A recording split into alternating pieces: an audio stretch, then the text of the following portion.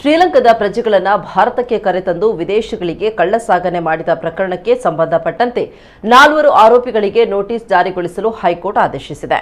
ನಗರದ ಸಿಸಿಎಚ್ನ ವಿಶೇಷ ಸೆಷನ್ಸ್ ನ್ಯಾಯಾಲಯ ನೀಡಿರುವಂತಹ ಜಾಮೀನು ರದ್ದುಗೊಳಿಸಬೇಕು ಅಂತ ಕೋರಿ ಎನ್ಐಎ ಸಲ್ಲಿಸಿರುವ ಕ್ರಿಮಿನಲ್ ಮೇಲ್ಮನವಿಯನ್ನ ನ್ಯಾಯಮೂರ್ತಿ ಅಲೋಕ್ ಆರಾಧೆ ನೇತೃತ್ವದ ವಿಭಾಗೀಯ ನ್ಯಾಯಪೀಠ ಸೋಮವಾರ ವಿಚಾರಣೆ ನಡೆಸಿತು.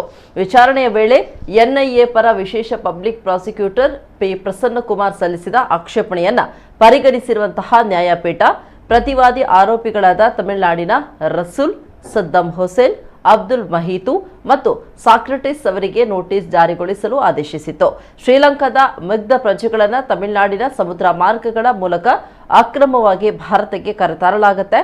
ಅವರನ್ನ ಇಲ್ಲಿಂದ ಕೆನಡಾಕ್ಕೆ ಕಳ್ಳಸಾಗಣೆ ಮಾಡಲಾಗ್ತಾ ಇದೆ ಅಂತ ಕಳ್ಳಸಾಗಣೆ ಮಾಡಲಾಗುವ ಶ್ರೀಲಂಕಾ ಪ್ರಜೆಗಳಿಗೆ ತಲಾ 3 ಲಕ್ಷದಿಂದ 10 ಲಕ್ಷ ರೂಪಾಯಿ ಪಡೆಯಲಾಗ್ತಾ ಇದೆ.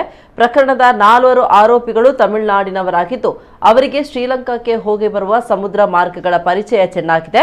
ಒಂದು ವೇಳೆ ಅವರಿಗೆ ಜಾಮೀನು ನೀಡಿದ್ರೆ ಅವರೆಲ್ಲ ಪರಾರಿಯಾಗುವ ಸಾಧ್ಯತೆಗಳಿವೆ ಅಂತ ಎನ್ಐಎ ವಿವರಿಸಿದೆ. ಜಾಮೀನು ಪಡೆದಿರುವ ಆರೋಪಿಗಳನ್ನು ಮಂಗಳೂರಿನಲ್ಲಿ 2021ರ ಜೂನ್ 10ರಂದು ಬಂಧಿಸಲಾಗಿತ್ತು. ಇವರ ಜೊತೆ ಒಟ್ಟು 13 ಆರೋಪಿಗಳನ್ನು ಸದ್ಯ ಪರಪ್ಪರ ಅಗ್ರಹಾರ ಜೈಲಿನಲ್ಲಿ ಇರಿಸಿ ವಿಚಾರಣೆ ನಡೆಸಲಾಗ್ತಾ ಇದೆ. ಅಂತೆಯೇ ಶ್ರೀಲಂಕಾದ 38 ಮುಗ್ಧ ಪ್ರಜೆಗಳನ್ನು ವಶಕ್ಕೆ ಪಡೆಯಲಾಗಿದ್ದು ಅವರೆಲ್ಲರನ್ನ ಸಾಕ್ಷಿಗಳನ್ನಾಗಿ ಪರಿಗಣಿಸಲಾಗಿದೆ. ತಾತ್ಕಾಲಿಕ ಕೇಂದ್ರದಲ್ಲಿ ಸ್ಥಳವಿಲ್ಲದಿರುವ ಕಾರಣ 38 ಶ್ರೀಲಂಕಾ ಪ್ರಜೆಗಳನ್ನು ಸದ್ಯ ಬೆಂಗಳೂರಿನ ಪರಪ್ಪರ ಅಗ್ರಹಾರ ಜೈಲಿನ ಪ್ರತ್ಯೇಕ ಸೆಲ್ನಲ್ಲಿ ಇರಿಸಲಾಗಿದೆ. ಆರೋಪಿಗಳ ವಿರುದ್ಧ ಭಾರತೀಯ ದಂಡ ಸಂಹಿತೆ 1860, ವಿದೇಶಿಯರ ಕಾಯ್ದೆ 1946, ಪಾಸ್ಪೋರ್ಟ್ ಕಾಯ್ದೆ 1967ರ ವಿವಿಧ ಕಲಂಗಳಡಿ ಎನ್ಐಎ ಪ್ರಕರಣ ದಾಖಲಿಸಿದೆ.